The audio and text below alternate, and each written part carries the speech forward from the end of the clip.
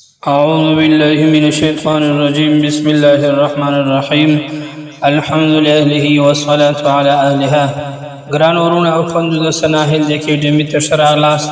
نن به د جادو په موضوع او د کوډو په موضوع باندې یو مختصره بیان تاسو سره شریک کړو. د جادو او د کوډو څه مختصر علامات زه تاسو ته ذکر کوم. د جادو او د کوډو مختصر یو علاج، یو داسې مجربه طریقه، یو داسې وظیفه چې په دغه وظیفه او طریقه د علاج باندې کم چا عمل کړی دی او علاج یې په شروع کړی دی، الله جل شانه په خپل فضل سره هغه ته شفا ورکړې ده. آیا کله مو احساس کړی چې ژوند مو ناڅاپه بدل شوی؟ آیا عبادت ته مې زړه نه کیږي؟ آیا د شپې ویرونکي خوبونه وینئ؟ آیا په کور کې بې سببه جنجالونه او ستونزې زیاتې شوي دي؟ آیا ډاکټران وایي چې روغ یې خو بیا هم د زړه تنګوالی، د دماغ دروندوالی او د معدې ستونزې لري؟ که داسې وي نو نن به د جادو، کوډو، نظر او بندش د اغیزو علامات د قرآن کریم په رڼا کې علاج او هغه مهمه طریقه در سره شریکه کړو چې ډیرو خلکو ته د الله په فضل علاج په سوی دی او ډیرو خلکو ته یې ګټه رسولې ده. ځینې خلک کلونه په تکلیف کې وي خو نه پوهېږي چې ولې یې کارونه خرابېږي، رزق یې بندېږي، کورني اختلافات یې زیاتېږي. دا ټول هغه علامات دي چې د جادو او د نظر د لارې د انسان په زندگی کې راځي او زړه یې هر وخت خفه وي. آیا دا یوازې یو اتفاقي خبره ده که د دې تر شا یو بل علت هم شته؟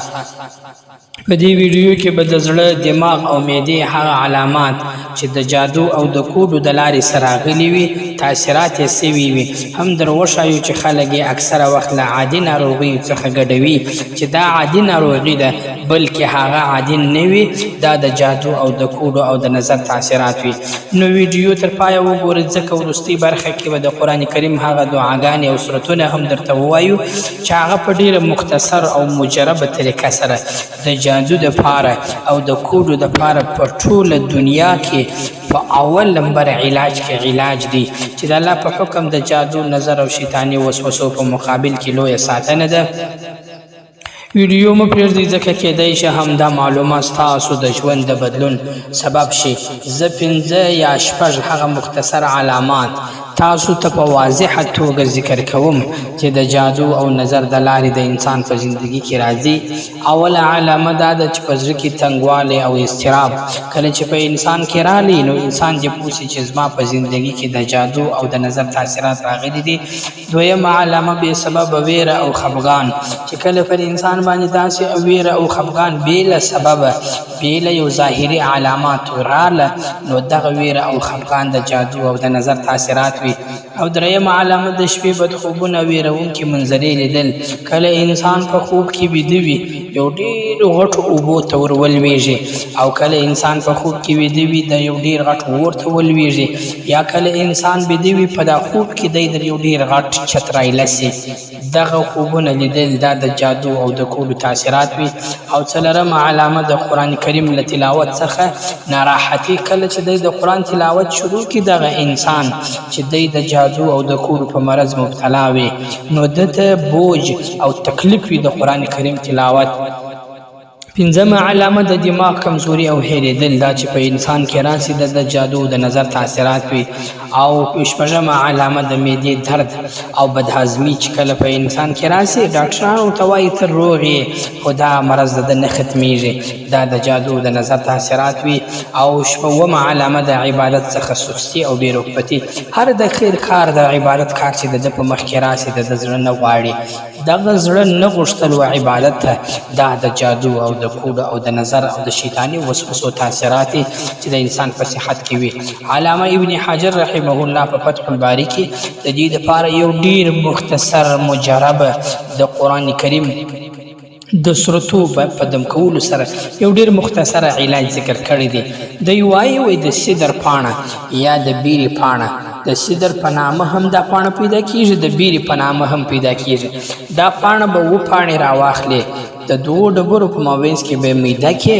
او بیا به اوبو ته ور واچوې. دا کوم اوبو ته چې ته ور اچوې دغه اوبه به دم سوي وي، په آیت الکرسی سره به دم سوي وي، په سورة الکافرون، سورة الاخلاص، سورة الفلق او سورة الناس، په دغه 5 مختصره سورتو سره به دا اوبه دم سوي وي. کله چې دا اوبه دم سوي ته به دا اوبه پاڼې په دوو ډبرو کې میده کې په ډبره سره به میده کې دا اوبه پاڼې به ور واچوې دغه اوبه به نیمۍ د څښلو دپاره استعمال کړې کم د جادو د نظرو د کوډو تاثیرات چې ستا پر زړه دماغ معده باندې پراته وي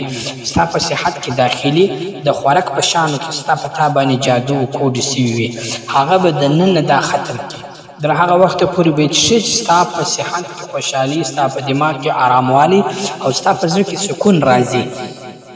او دویمه حصه د اوبو به راواخلې چې دا دم سوي اوبه دي د سیدر پاڼه په ګډه ده په دې به تر هغه وخته پورې غسل کوي چې ستا د کاروباري بندش ختم سي ستا د رشتې او د نکاح بندش ختم سي ستا کورني اختلافات ختم سي ستا د زړه د رضا او ستا ویرونکي خوبونه او ستا د عبادت کې ناراستي او دا رقم بې سببه ویره او خفګان دا ستا د ختم سوه تر هغه وخته پورې به ته غسل په دغه اوبو باندې کوې دا اوبه به نورې هم ورډېروې او دغه اوبه به چې دي دا په غسل کې ته استعمالوې د څه دپاره د دې دپاره چې ستا پر صحت باندې د جادو نظر کوډو او د حسد ټول تاثیرات ختم کوم چا چې په دې طریقه سره عمل کړ دی الله جل شانه په خپل فضل سره و دغه انسان ته علاج شفا ورکړې ده